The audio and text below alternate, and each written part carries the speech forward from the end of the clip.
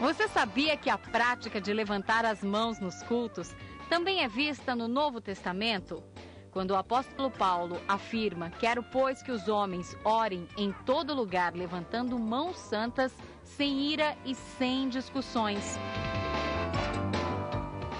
O Temas Bíblicos está de volta. Boa noite para quem está ligando a TV agora. Hoje nós estamos falando sobre os nomes de Deus e eu estou recebendo aqui em nossos estúdios o pastor Daniel Piva, que está nos ajudando a entender mais sobre esse assunto. Se você tem alguma dúvida, o telefone é 0 operadora 11 3337 4005. Lembrando que hoje as pessoas que ligarem, tanto as que fizerem a pergunta ao vivo, como as que deixarem a sua pergunta para a produção, estão concorrendo ao sorteio do livro A Graça de Deus e o Homossexual que Mora ao Lado, ok? Mas antes de a gente continuar o nosso bate-papo, vamos para o intervalo perguntando o que é bênção. E você, sabe exatamente o que é bênção? O pastor Heber nos explica. Paz e graça, Jaque, divertido o programa, né? Um ósculo santo para os seus telespectadores também.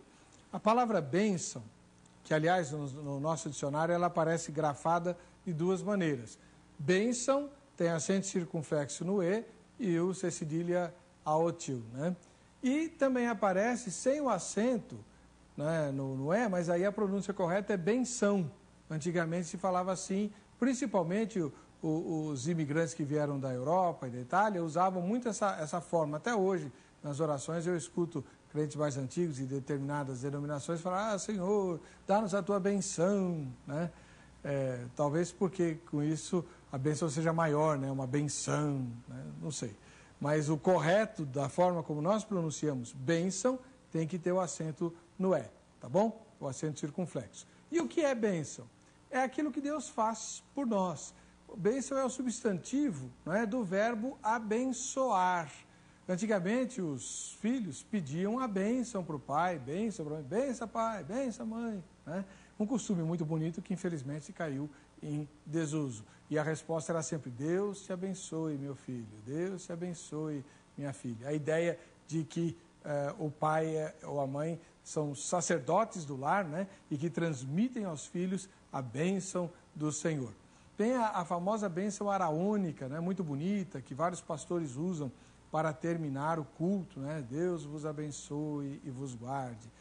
Que Deus faça resplandecer a sua face sobre vós e tenha misericórdia de vós. Deus sobre vós levante o seu rosto e vos dê a paz, né? Isso é uma bênção. Então, aquilo que Deus faz para nos abençoar são as bênçãos de Deus. Podem ser de natureza material, como várias pessoas disseram, né? Saúde, riqueza, um bom emprego, um bom casamento, etc., como podem ser de natureza espiritual. Os dons espirituais são bênçãos do Senhor para nos tornar cada vez mais úteis, né, na causa dele, mais relevantes na sua obra. Tá bem?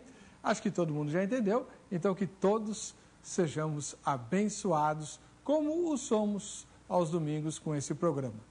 Deus abençoe, voltamos semana que vem.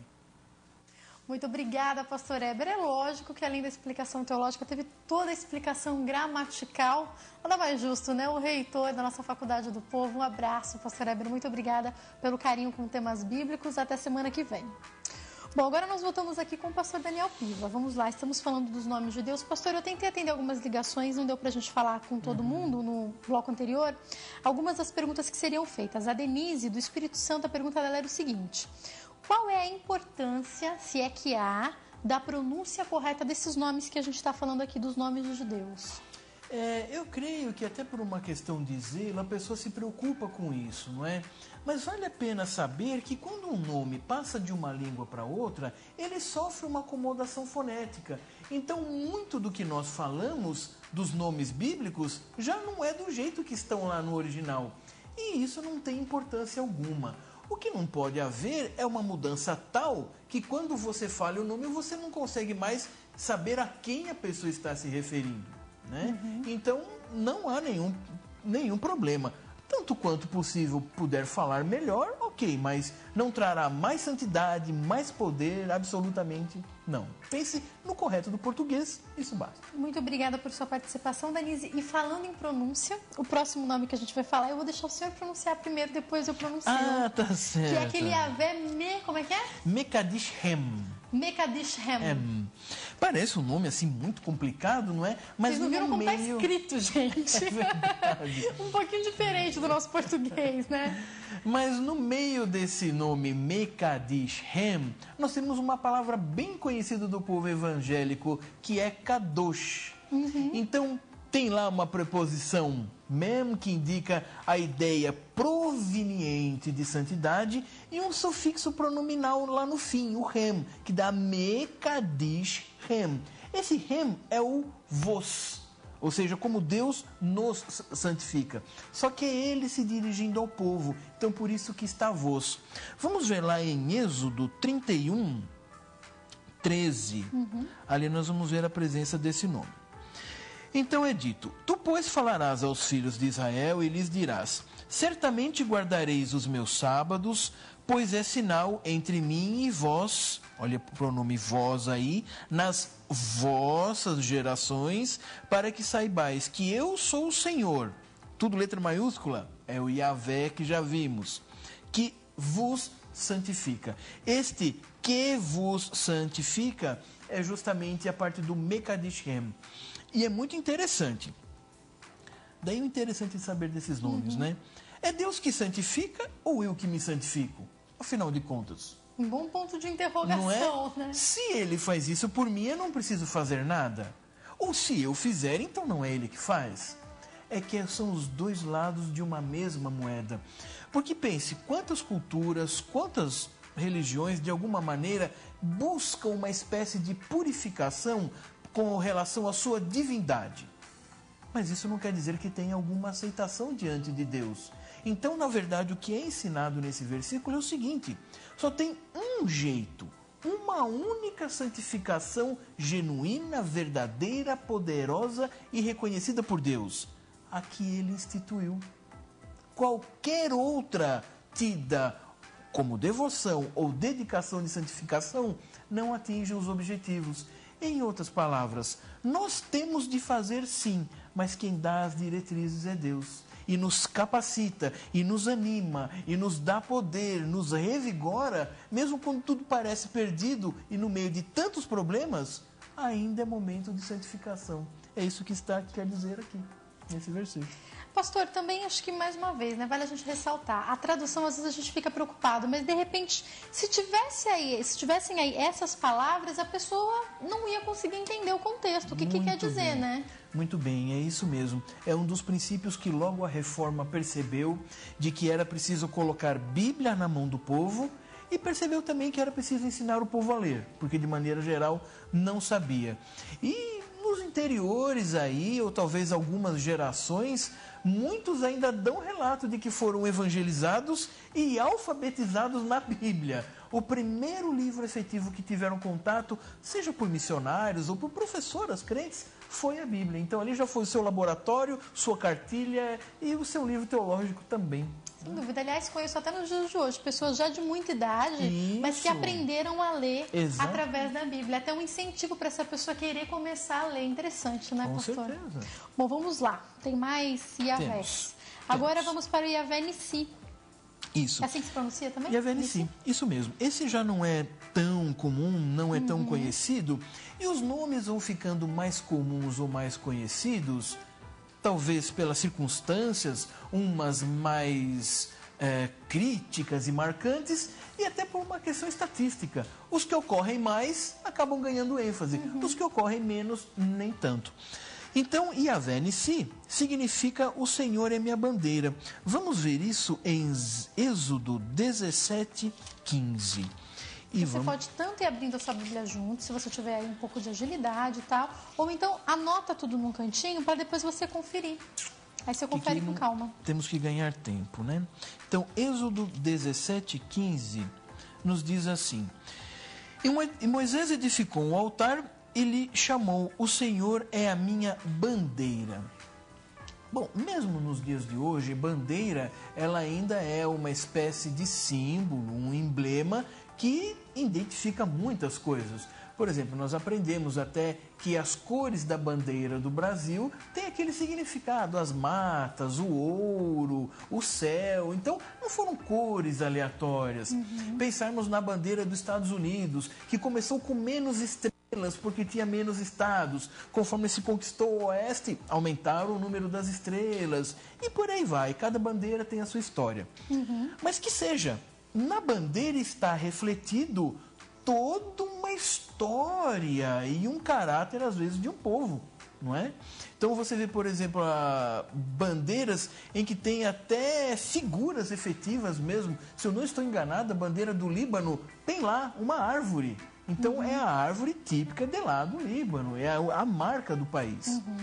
Na época de Israel e dos povos do Antigo Testamento, o ter a bandeira era todo esse simbolismo, mas ainda significava que é aquilo que eles estão defendendo, é naquilo que eles confiam. Quando, por exemplo, ainda hoje, mesmo nos tempos modernos, alguém numa Copa do Mundo, ou agora nas Olimpíadas, alguém coloca uma tirinha com a bandeira do Brasil, ou pendura algum botão, alguma coisa, significa eu sou brasileiro, gosto desse país, estou representando e defendendo.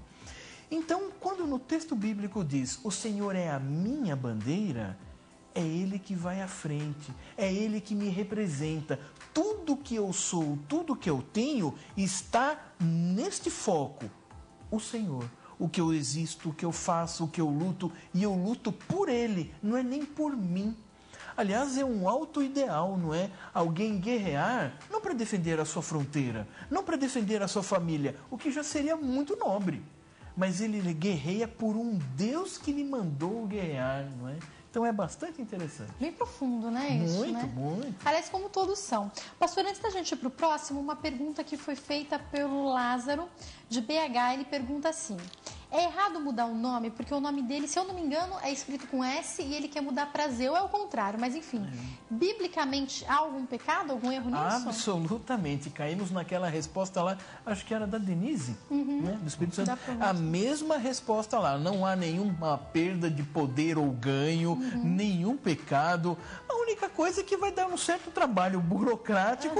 Ele estaria mais de acordo com a forma ortográfica, apenas isso. Mas se ele pensa em fazer por algum temor ou medo de ordem espiritual, fique sossegado, não é necessário. Pode fazer, Lázaro. Obrigada por sua participação. Vamos lá, Yavé. Agora eu não vou saber pronunciar. Roy? Yavé Roi. Roi. É o mais conhecido, é o menos conhecido como nome hebraico, mas é o mais citado até pelos não crentes. Quer ver? O Senhor é o meu pastor, né? Salmo verdade, 23:1. É muito interessante. Só que, é claro, sempre tem alguma nuance para se dizer, não é? Não é meramente um pastor que cumpre a sua função. Aliás, se formos sair, nós estamos bastante... Aliás, nós não comentamos isso, né? Nós estamos só no Antigo Testamento. Por uma razão muito simples. O Deus do Antigo Testamento é apenas Theos. É a divindade. Porque o conceito cultural e geográfico é completamente diferente. Já não é só Oriente Médio em épocas antigas.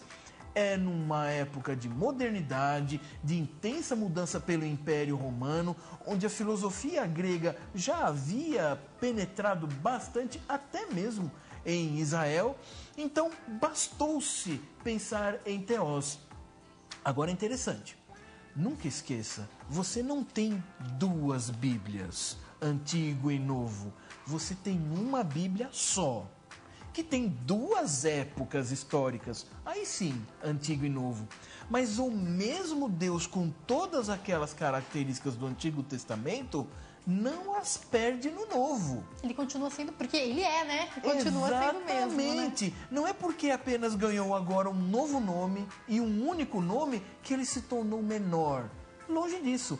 Theos só é completamente compreendido à luz de todos os nomes do Antigo. E todos os nomes do Antigo podem ser amarrados e reunidos na conciliação com o conceito de Theos do Novo. Ok, então para o Novo a gente tem Theos, tá? Pronto, resolvido. Exatamente. Bom, vamos lá. Yavé Roi. Yavé Roi. Salmo 23:1. O Senhor é o meu pastor e nada me faltará.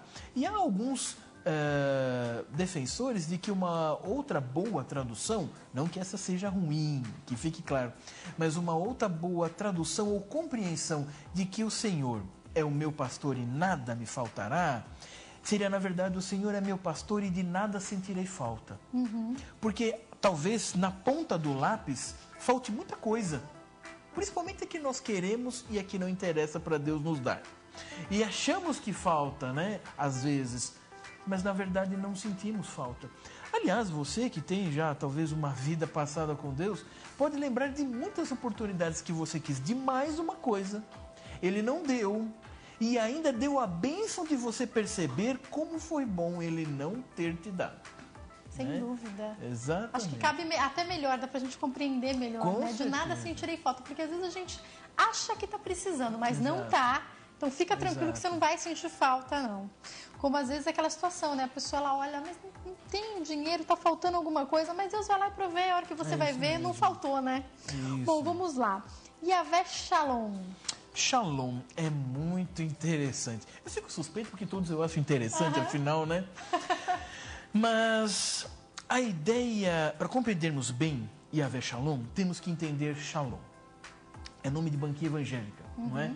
Não, Shalom é muito mais do que nome de banquinha evangélica. Que deixa eu ficar quieta, vai falar, aliás, tem várias, né? Aliás, é interessante, as pessoas optam por esses nomes do Antigo Testamento, né? Eu ainda não vi nenhuma banquinha evangélica Theos. Eu não sei bem por quê. Daí aquela minha preocupação em achar que as pessoas, colocando os nomes do Antigo Testamento, garantem mais poder naquilo que fazem. É algo a se tomar cuidado, porque o homem, por natureza, ele é idólatra. Se Deus não está a dirigir constantemente, o homem cai nisso, até com as coisas de Deus. Rapidinho a gente desvirtua, muito né? rápido. Pastor, a gente tem pouquinho tempo para pedir só para o senhor resumir esse. Ok. Shalom não é paz no sentido ausência de guerra. Shalom, na verdade, significa todo um contexto colocado por Deus que propicie a uma vida tranquila, e tranquila não para eu ficar bem folgado, tranquila para eu segui-lo, tranquila para eu servi-lo. Na verdade, o primeiro conceito de Shalom que nós temos é no Jardim do Éden, antes do pecado. E nós lá no céu desfrutaremos do tão sonhado e idealizado Shalom. É muito interessante que quando um judeu cumprimenta o outro, há vários cumprimentos. Mas o principal e mais conhecido, até para um judeu que não fala hebraico, é Shalom. Não é simplesmente paz, é que tudo corra bem para que você possa servir bem a Deus. Então dizer Yavé Shalom significa aquele aspecto específico de Deus que fez aliança com o homem para que esse Shalom pudesse existir. É o que Paulo fala. Deus estava consigo reconciliando o mundo. Né? Infelizmente eu tenho que encerrar, mas que assunto gostoso, pastor. Realmente. Espero recebê-lo mais vezes. Não deu tempo de falar todos, mas acho que a gente conseguiu falar de bastante, né? Quem quiser entrar em contato com o senhor, como pode fazer, pastor? Pode mandar um e-mail para mim. Eu acho que é o que mais mais fácil. heavypiva@hotmail.com.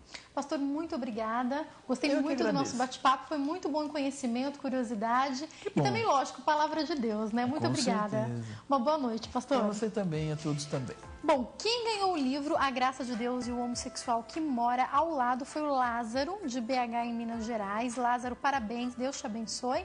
Que esse livro possa realmente abençoar a sua vida e te ajudar a ajudar outras pessoas. De repente a gente tem alguém, a gente sabe que tem que falar com essa pessoa e não sabe por onde começar. Esse livro é uma boa indicação. Quem quiser adquirir esse ou outros livros da Graça Editorial, 0 Operadora 21 2141 5100 ou 0300 210 5100. Hoje, muito obrigada pelo seu carinho, por sua participação. Obrigada a todas as pessoas que ligaram, que deixaram as suas perguntas à produção. Tenha hoje uma boa noite. Eu te espero amanhã no nosso programa às 2h15. Beijo, tchau.